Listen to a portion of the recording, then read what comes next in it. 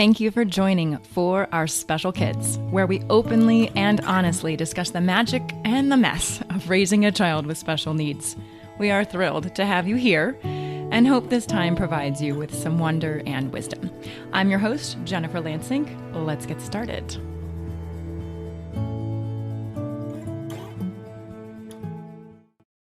Welcome back to another episode of Meet Amazing. But before we get started, I wanted to just kind of give you an idea of what has happened over the last 48 hours. You know, when a plan comes together so perfectly that it just feels like magic and everything falls into place and everybody feels good and it's just perfect. Yeah, that's the exact opposite of what has happened in the last few days of our life. Anyways, we made it. It was crazy. We spent more time sitting on planes, sitting on tarmacs than I think we actually did flying. And yes, I'm saying that from Europe. Oh, goodness. It was just a horrific mess. But it's Tuesday. I'm going to get this out for you guys. I am really, really excited about this episode because you need to get your tissues. Because Susan is an eloquent and emotional and amazing medical mama. She has 2 children with mitochondrial disease, and just like her, they are also amazing. There's a part in the beginning where Susan asks us to stop recording because she's getting a ringing in her ears, and I was going to edit it out, but the coolest thing is that we briefly talk about how the ringing is probably a download from Lorelai and her daughter, and I love it. So I left it in, and we can talk more about those types of signs in the future. So mitochondrial disease is an extremely rare disease that has presented in far fewer people than I ever knew. Susan's story is magical, inspirational, heartbreaking, and profoundly wonderful. But what is even more amazing is that Susan herself is magical, inspirational, heartbreaking, and profoundly wonderful. So I know you're going to enjoy it. But prepare yourself because I think I cried 4 or 5 times during our recording, but we also laugh so much. The joy that Susan still finds in life, well, I hope it breathes new air into many of the experiences you're currently living. I do not have a child with a rare disease. We do not have a life expectancy for Teal, and yet every word out of Susan's mouth will connect deep with your soul. It will give you hope, lots and lots of hope. And there is life after. I hope you enjoy. And as always, please let me know what you think. And thanks for your patience this week.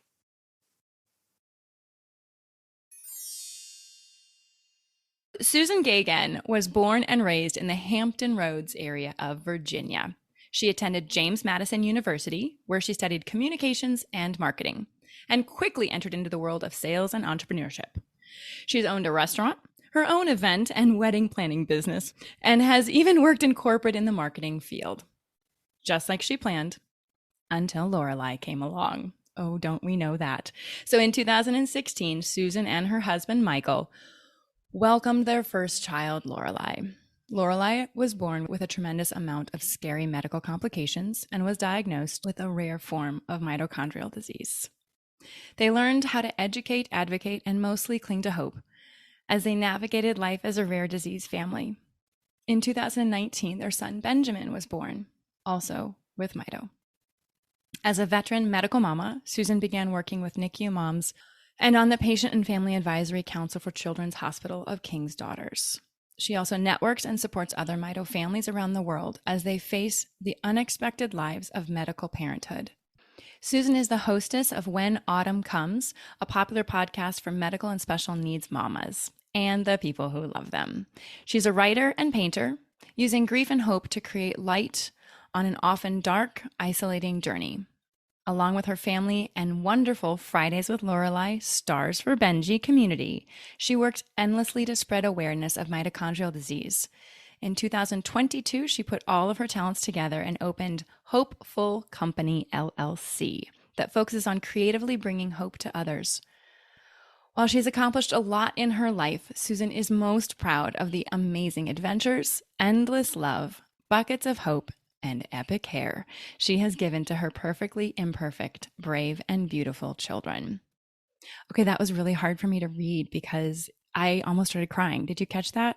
I was about to say, don't cry I, yet. We haven't even started. I know. It's so wonderful to have you here. But yeah, I almost cried because I know some of your story. And so let's start with that. You mentioned Fridays with Lorelai and Stars for Benji. So who are Lorelai and Benji? They are the two most amazing humans I've ever met in my entire life. Like so many medical and special needs moms, none of us plan for this. None of us are like, hey, this is what I want to do with my life. And Lorelai was born in the most epic Lorelai manner. She came over 2 months early. I was admitted in the hospital with preeclampsia. We thought it was just me. We got me under control. And then we realized that she was failing really, really. Can I take a timeout real quick? Hold Uh-huh. on. Sorry. Yeah. You're woo woo enough to understand that my ears, all of a sudden, somebody's sending Started something. ringing. Yep, you're getting a download. Well, Mm-hmm. that's good because you're totally connected. Yeah. It means Lorelai's probably here to talk to you. It's not stellar when you have headphones in, though. Yeah, well, Lorelai's probably like, dude, mom, it's been for a long time. Thank God we're getting interviewed. Let's talk. Okay. We're going to edit that part out. Yeah. Okay. So she decides to show up over 2 months early. At first, they were like, she's quote unquote just a preemie. And then they were like, no, something's not right. She was less than 3 pounds when she was born. We had no idea what was going on. Not only was I dropped out of a pregnancy that seemed normal into medical motherhood, I also became a rare disease mom. In that very short amount of time, we found out that she had mitochondrial disease and that the type she was the 31st documented case in the world. I was like, I remember sitting in the conference room, which if you've been in a NICU, you know the quiet room, you know that feeling. Yeah. And you're sitting there with the chaplain, the social worker, the head neonatologist, the geneticist, and they're like, so she's the 31st documented case. And I was like, oh, like at the hospital? And they're like, no. And I was like, oh, like in our area or like Virginia? No, no. Like, Ever. oh, so like the United States, like she's like, Yeah. like, no, No, you're still no. not getting this. 31st. So Yeah. let's talk about mitochondrial disease. What is that and how does it affect your babies? Mito, if you think back to high school bio, pretty sure that there was a Schoolhouse Rock that was like the mitochondria are the powerhouse of the cells. It's the one that makes your energy. My children, their mitochondria doesn't work properly.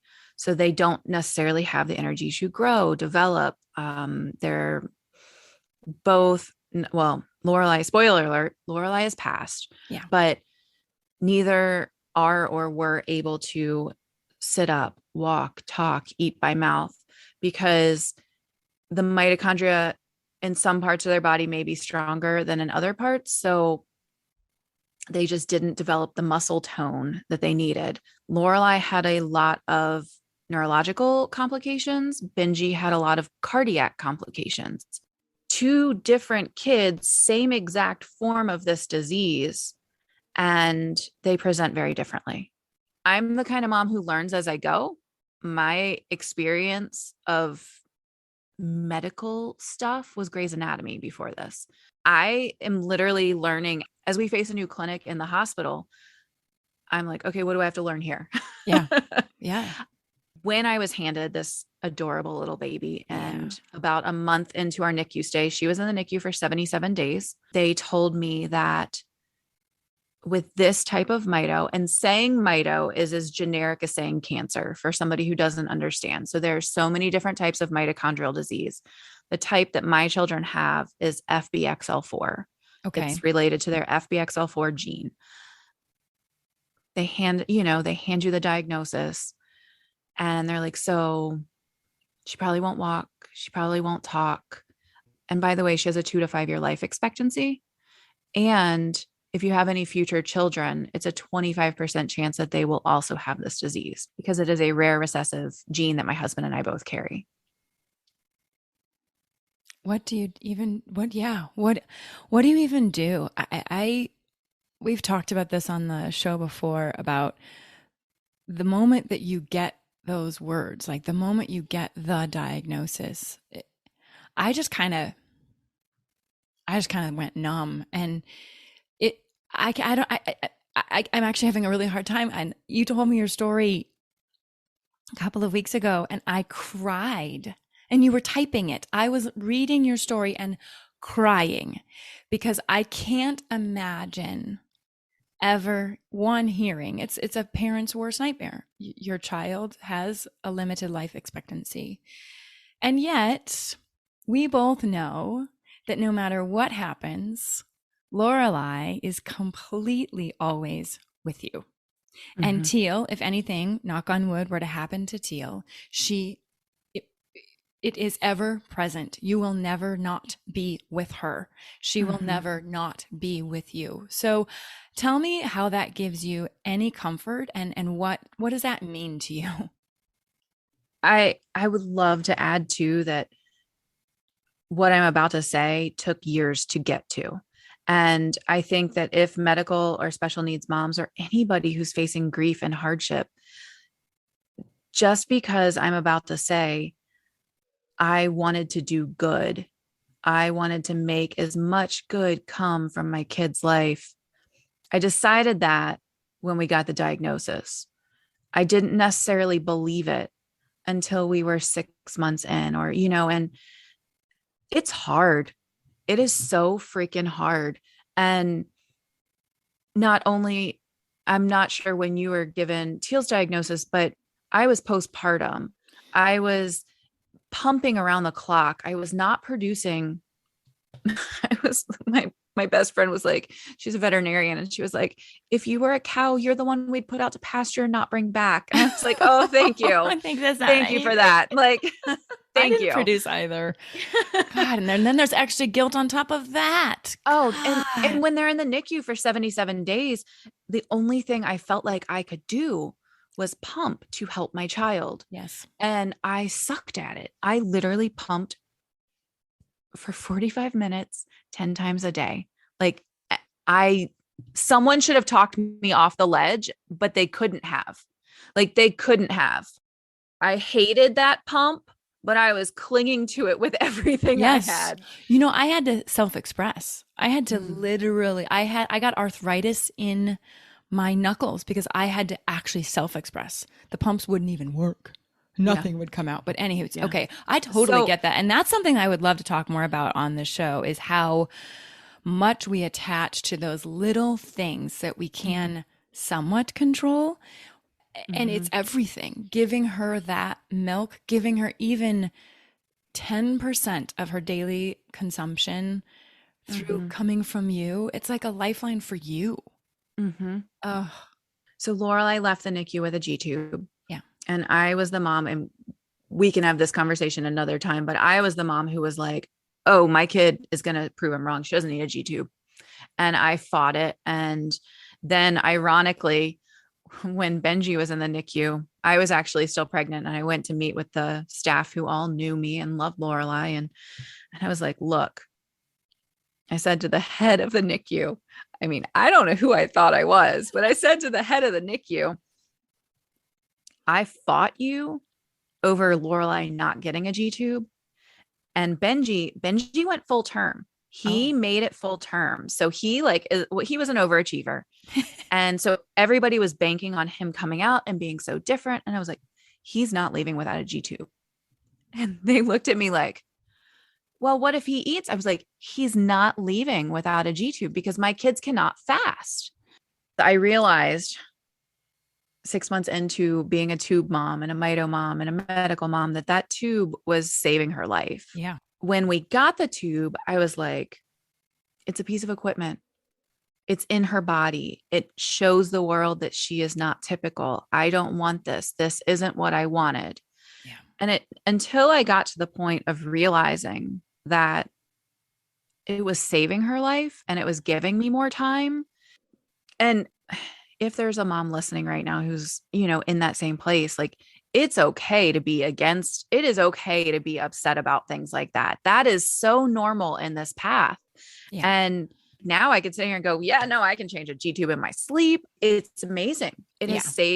It saved both of their lives. Lorelai got the flu right before she turned 2. We were vacationing in Florida and she crashed. I took her to the nearest children's hospital, which was terrifying because that's 12 hours from home for us. They said she has the flu. Within 2 days, she was intubated and they were telling me to say goodbye. Oh. And that was when we realized, like, if we survive this, we need to live. And unfortunately, it took us getting to that point of almost, I mean, I almost isn't even descriptive enough of how close we were to losing her. After that, I was like, I have created a bucket list for you. We are getting that bucket list done. I love you. I adore the fact that you were open enough to say, I don't want it. I don't want it. I don't want it. Oh, crap. I want it. We need it. Life, living. I just got shivers saying it.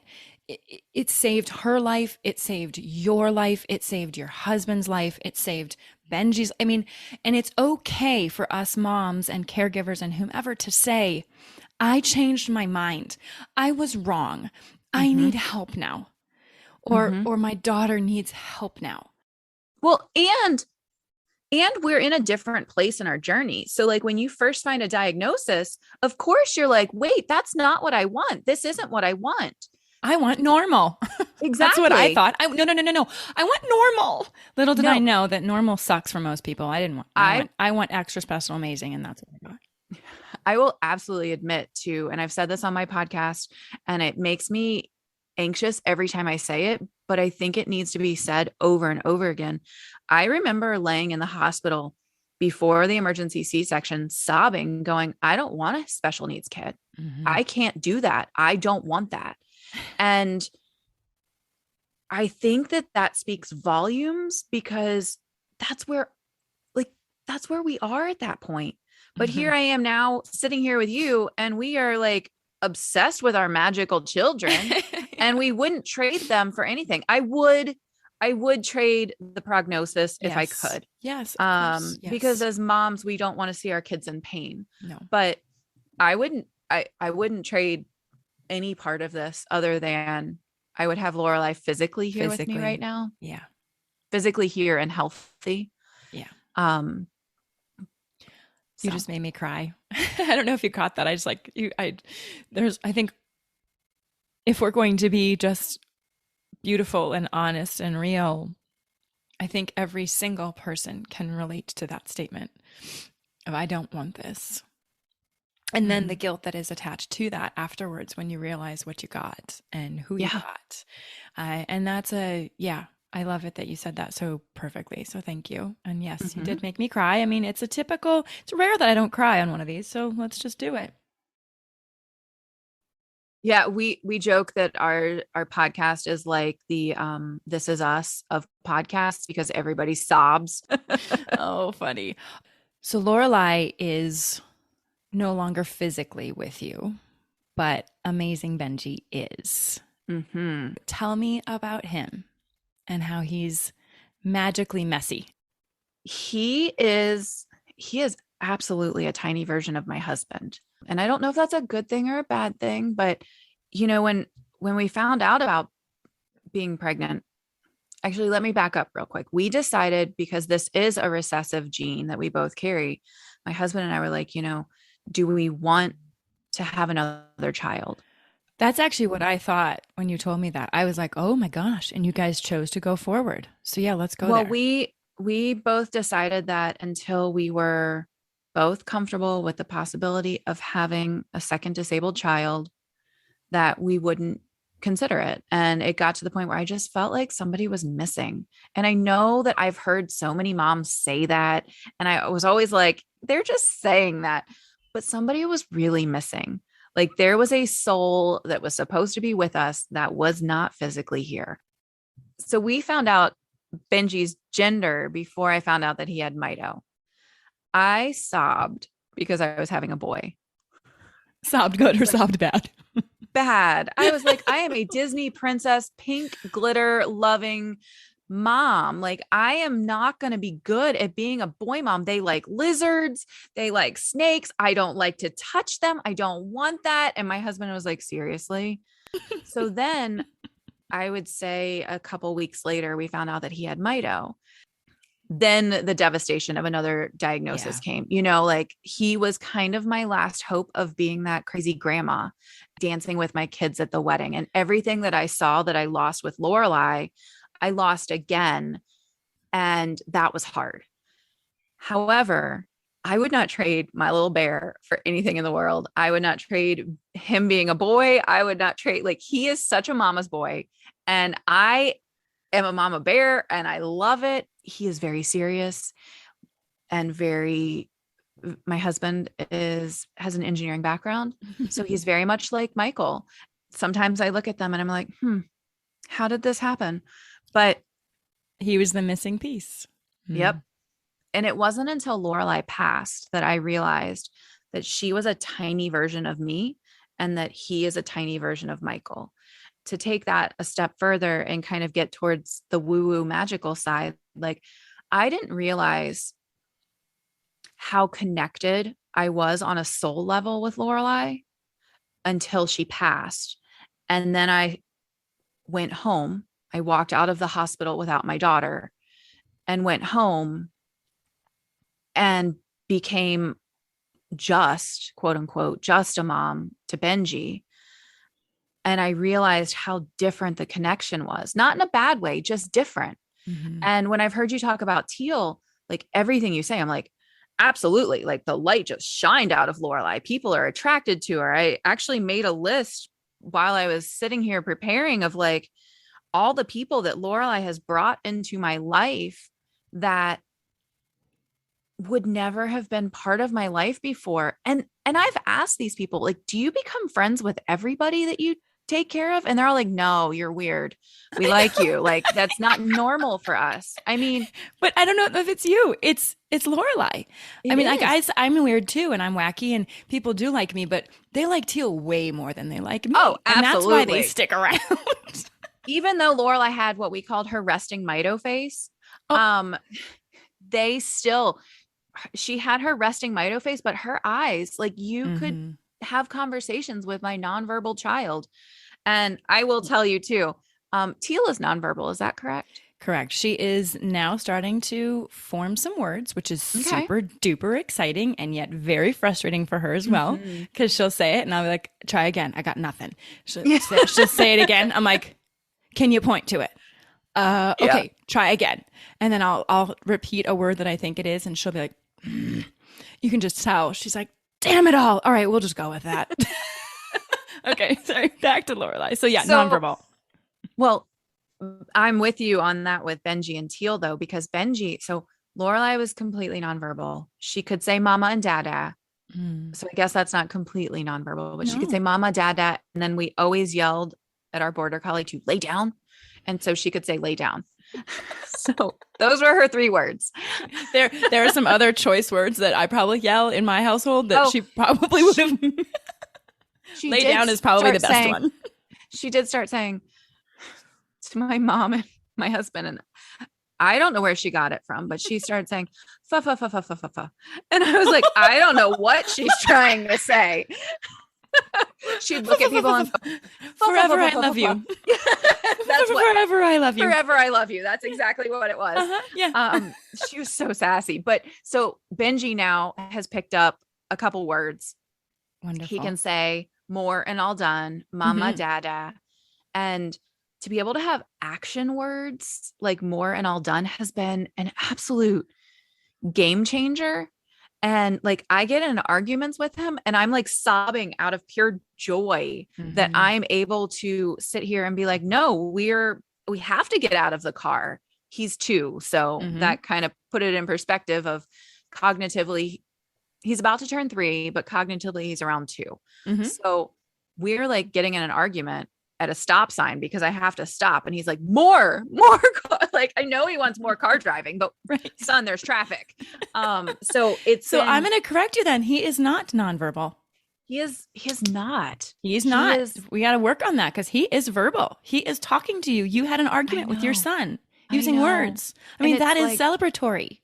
yeah, I yeah, want to have an no. argument with Teal. It sounds so wrong. I'm sure you have plenty of arguments with Teal. Let's be real. Okay. All right. Good point. Way to call me out. Lorelai had a Toby talker. The Toby Dynavox, we called her Toby talker. Benji has one too. He doesn't do a lot other than play video games with it, but she figured out how to use it. And cognitively, the speech therapist has said, she's like, where Lorelai was and the way she used it makes no sense. Scientifically, with the brain damage she had and the fact that she could communicate not thoroughly with that, but she could do more, all done. I want. The first time she was able to hit the I love you button, I freaking melted. Uh-huh. I was just like, thank you, science and technology.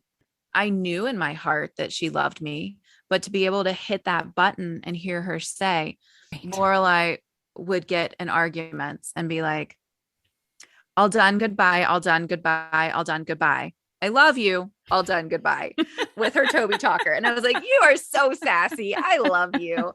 So, I mean, Yeah. she had so much light and she still does. Yeah. So tell me about that. She still does. This kid, Hmm. she has missed greatly. You know, you hear 2 to 5 years and you're like, we're going to prove him wrong. We're going to prove him wrong. Yeah. And she passed at 5.5. The last year of her life was really, really hard to watch this disease take over. And when the mitochondria stopped functioning, things just got slower and slower. And we were dealing with autonomic storming. And the last hospital stay, I just felt like things were different. We were frequent flyers at that point. We were in and out every other month. And the last hospital stay, I just felt like things were different. Intuitively, you knew Intuitively, she was starting to tell you too. Like it's time for us to go into this next stage of our life together. and I didn't. I mean, like, I had plans. Yeah, I had so many plans. I had plans that she would pass at home. I had plans that she would pass with her dog and family. And she was not supposed to pass in the hospital. But it was the most beautiful passing it could have been. True to Lorelai form, she passed on 7/7, which I didn't realize until months later. So she spent 77 days in the NICU. She passed on 7/7. And she was born in, her birthday was 2/16/16. If you add the 1 and the 6, the 1 and the 6, it's 7/7. 7/7. And if you look up what sevens mean, I mean, it's like completion, wholeness, magicalness. Yeah. I know yeah. magicalness isn't a word. No, magicalness is definitely a word on our podcast. Magicalness. Okay. In true Lorelai fashion, we live on the East Coast. Hurricane Elsa is rolling up the coast. Lorelai loved Frozen and Trolls and everything. So, of course, the day she dies, Hurricane Elsa is here. And I love that. I was like, of course, Lorelai is going to test out her new angel wings with a hurricane. She's like, bring on the storm. And I've always, ironically, and I actually haven't thought of this until right now, I have always compared the Mito journey to being a hurricane, because you're in the midst of that storm and there is the calm, there is the eye of the storm, and you don't know you're in the eye until the eye is over. And then there's the pop-up tornadoes in a hurricane. And she left in a hurricane. Literally, that sounds like a country song, but she literally left in a hurricane. That's so cool though. I mean, really, all of that is magical. Yeah. The next day after her passing, the hurricane was gone, literally and figuratively. The sky just looked different. And I've heard this from a lot of bereaved moms with or without a hurricane, but the sky just looked different. And I looked down at my deck that I had walked up and down on hundreds of times, and there was a heart in the wood. Huh, I see that. I've never seen that before. And then I saw another heart somewhere later that day, and I was like, huh. And it just kind of like, so we call them love winks from Lorelei. I love that. She sends hearts, like, and I have found the most random hearts in places that there should not be hearts. And I don't go looking for them, they're just there. So she has made it very clear to me that she's still with me. I still have a relationship with my daughter. It's just different. And she, I wish I had understood the level of magic and the level of soul that we had when she was here. I knew it, but I hadn't understood it until she was gone. And so to hear your podcast where you're talking about Teal and you're having all of this, like, I'm like, that's exactly how we were. Mm-hmm. I knew what she needed. I knew what she wanted. And Benji is a little different. He is, I mean, she and I were just connected in a different way. And that doesn't mean anything less for him. I think he's magical, and I'm trying to figure out how I can get it out of him because he's so much like my husband. I'm like, come on, kid, I'm going to bring you to the woo-woo side. But she was magic. Mm-hmm. And I miss her. I miss her a lot. I don't know how you couldn't. And I just keep over and over in my head, just hearing you talk and hearing your perspective and realizing that it hasn't even been a year, Susan. It hasn't even been a year. And you are such, I think it's important for people to understand that you didn't just get here, right? You didn't walk out of that hospital with, oh, cool, I'm going to make this magical. No, you were, I can't even imagine. Like it's the mother's, I don't want to imagine it. I'm not going to, so I'm going to say it. But you didn't just get here. Mm-mm.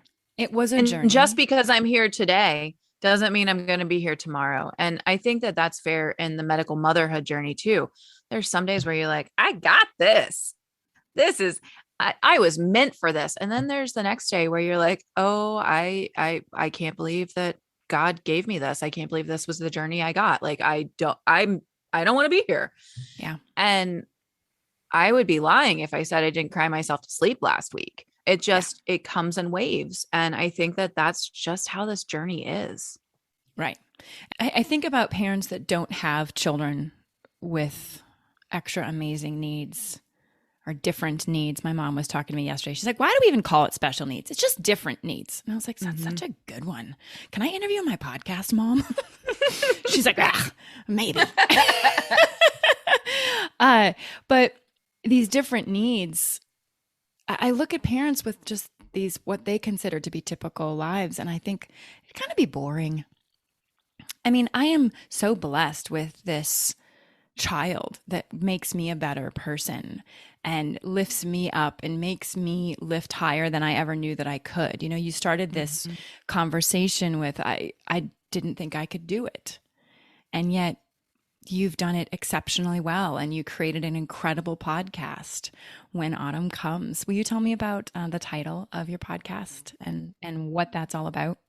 Yeah. So I started with a co-hostess, Diane, and I went back and forth on a bunch of different topics. And we both really liked the idea of how things come in seasons for us. You know, that it's summer and you are loving summer and it's hot and you're outside and you're playing. And then things start to get darker.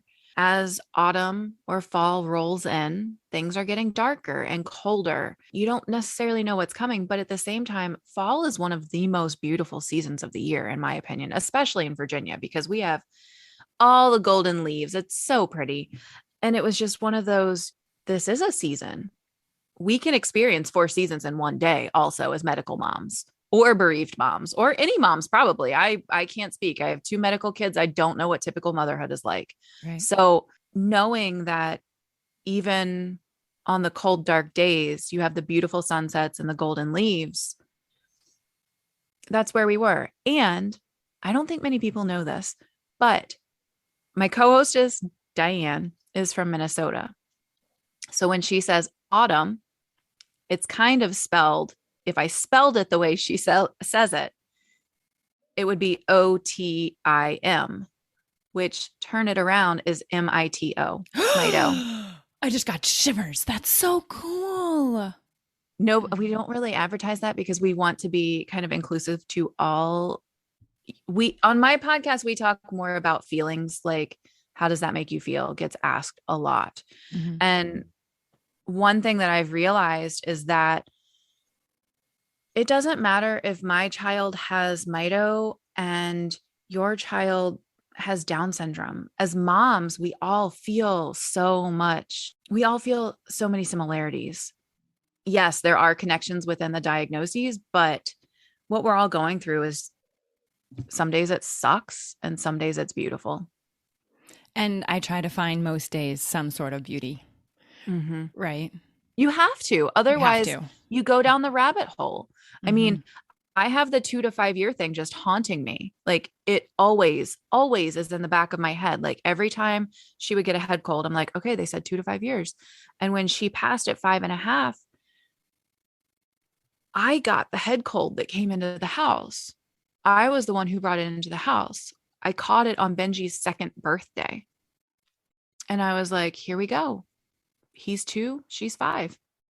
So here we are. He's stable. And we are just trying to be present. I wish that I had. Lorelai gave me a gift. Lorelai saved Benji's life because if she hadn't been born first, he wouldn't have survived without knowing the diagnosis due to his cardiac issues. She saved his life because the medical team knew what to do. Lorelai also gave me a gift in that I thought medical motherhood was hard. And it is hard. It is so freaking hard. But I wish that I knew how hard bereaved motherhood would be and that I would appreciate every moment of the medical journey with her. And so now I am able to do that with Benji. I know that sounds cheesy, but I feel like I'm so much more present with him than I was ever able to be with her. But she and I had that soul connection that I think made up for it. I love how you express that. That's not cheesy. And if you're listening and you think that's cheesy, you can hang up. Oh no, hang up's not the right word. Okay, I'll probably have to edit that out, but all right. Okay, I love how you speak of Lorelai in the present. She is, yes, she did save his life, but she's still saving his life. You know, when you write about her in your bio, it's Lorelai is still, you are a family of 4. You are a family of 4. We will always be a family of 4. Yes. So we've talked a little bit. I definitely want to tell this story because I think it's really positive for people. You know what I'm getting into. It's such a beautiful reminder to all of us that what is seen is not always what is seen. And the power of our children to see beyond what we see as adults needs to be supported and honored and loved on. So talk to me about your neighbor's imaginary friend. Set that story up for me. Yeah. So Lorelai never ceases to amaze me and her angel skills, I guess you could say. Lorelai never had friends in real life. Both of my children are severely immunocompromised and we don't go anywhere. A head cold is what took Lorelai down. So we don't go anywhere. And she didn't have friends. She had some virtual friends, but what's that? What's that for a kid who's cognitively a year and a half old to have virtual friends? And one of the things that always bothered me was that my daughter didn't have friends. And, when you get pregnant, you're like, it's a little girl and she's going to have slumber parties and I'm going to be a Girl Scout leader and it's going to be great. It doesn't happen sometimes. So I recently met one of the new neighbors. The mom was aware that we had Lorelai who passed and that I have two, right? Have Benji. I still never know. Like it's always, I have two special needs kids and it's just a weird place to be right now. Yeah. And they have a 4-year-old.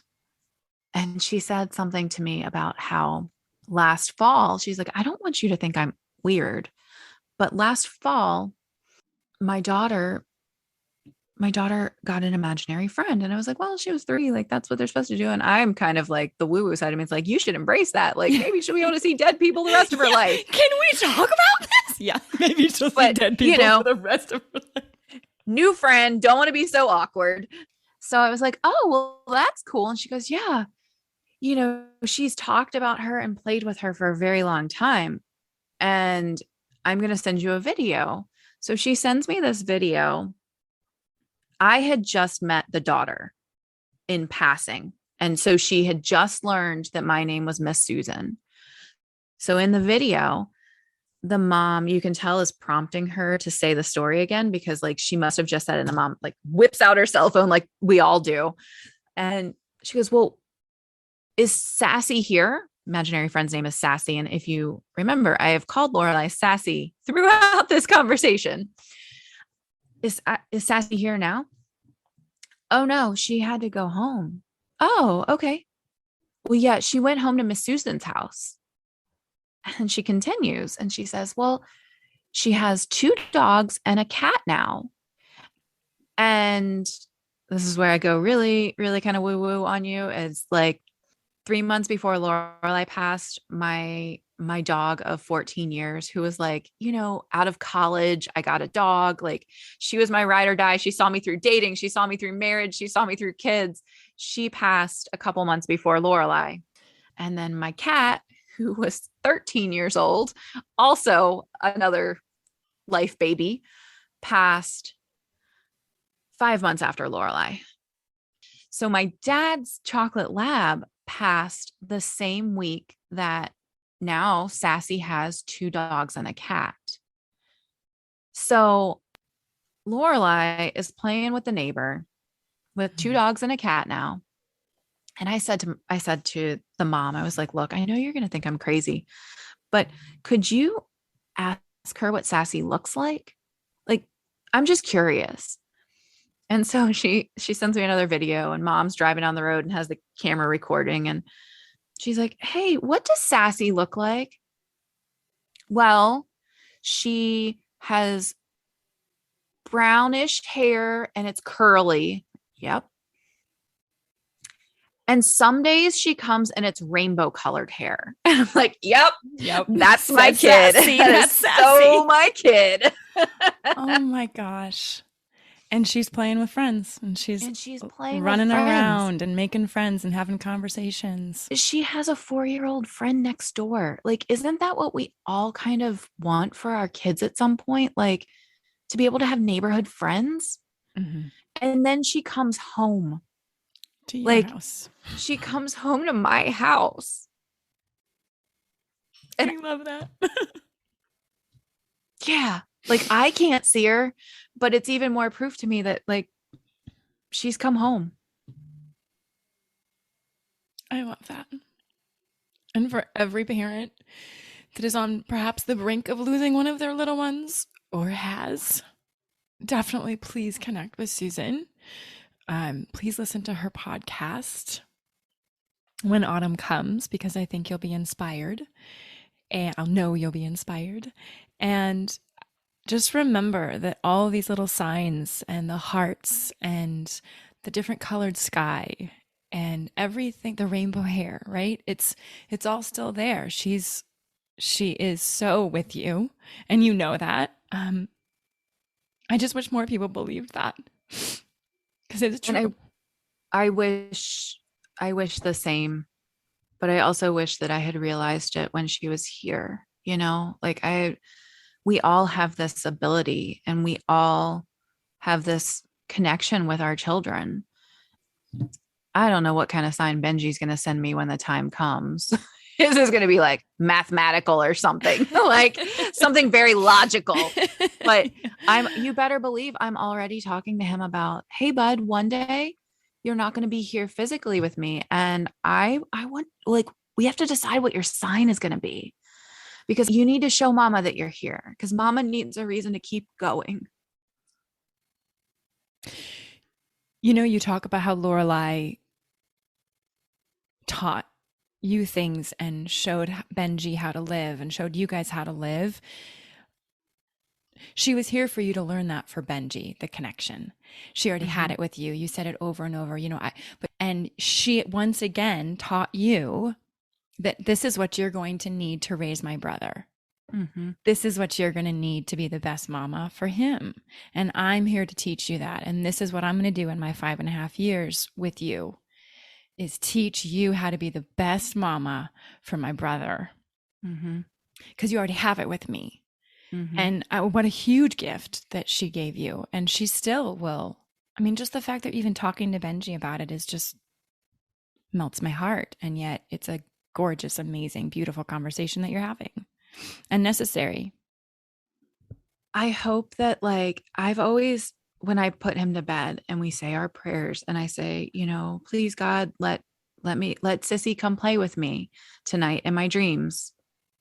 And I hope that Sissy's showing up for him. But if she's showing up for the neighbor next door, like, that she didn't even know, I guarantee she's playing with Benji. And I just want to be sure that he remembers her. And maybe this is how he does, through dreams. And if she's playing with the stranger next door, I would imagine that she's playing with him. So it does bring peace to me knowing that. Yeah. What a beautiful story that you've shared. Thank you so much for spending time and helping us all understand that there is life after a crossing. Absolutely. You are a good mama. Thank you. Thanks for having me. Oh gosh, I'm so glad you stalked me on Facebook or on Instagram. No. Can we tell people that I actually sent you an email and was like, hi, you're going to be my new best friend? You totally did. And there was a part of me that thought, this very well could be a crazy person. Okay, let me do a serial killer. She could be a serial killer. This is how she brings him in, virtual friending. She brings them in with the medical mom woo-woo-ness. That's how I suck them in. Exactly. But I'm so glad that you did that. And I do believe that this is just the start of many conversations that we will have in the future. So if something pops into your head that is extra special woo-woo, please send me a message and be like, we got to get this on. We got to get this, put this on the podcast. It's amazing. Please do. On the next time you have me, I will tell you about how Lorelai communicates with her Toby talker still. Oh, I love that. Isn't that fun? I mean, one of the easiest ways for those that have passed to communicate with us is electronics. Is the lights flashing, the toys going off when they really shouldn't be going off, all of that. Oh no, we've had full conversations with her Toby talker. Oh my gosh. Oh, such a cliffhanger. I can't wait to get that one from you. Come back again. This is how I get back on your show. You're such a tease. Okay. Well, one of my favorite podcasts always asks a closing question. So I'm going to ask you 2 closing questions, actually. One is, how would you describe Lorelai in one word? And how would you describe Benji in one word? Lorelai, I would say miraculous. And Benji, I would say complete. I love that. Well, thank you again. I can't wait to continue our conversations and meet both of your babies someday. Yeah, and you should come over to my podcast. We'll interview you there. Okay, we should do that. All right. Thank you so much for joining us today. I hope you found one or two meaningful nuggets of information to make your day better. If you think there's value in what we do, please take a moment to tell another friend, family member, or a caregiver. We'd love to hear from you at forourspecialkids@gmail.com. You can send in a question, a comment, a topic that you'd like to learn more about, or if you'd like us to highlight a certain person, please send that information to us. It makes our show so much better and so much more valuable for you. Our Facebook and Instagram handle is For Our Special Kids. And finally, remember to witness the wonder and the wisdom within yourself and others. Until next time.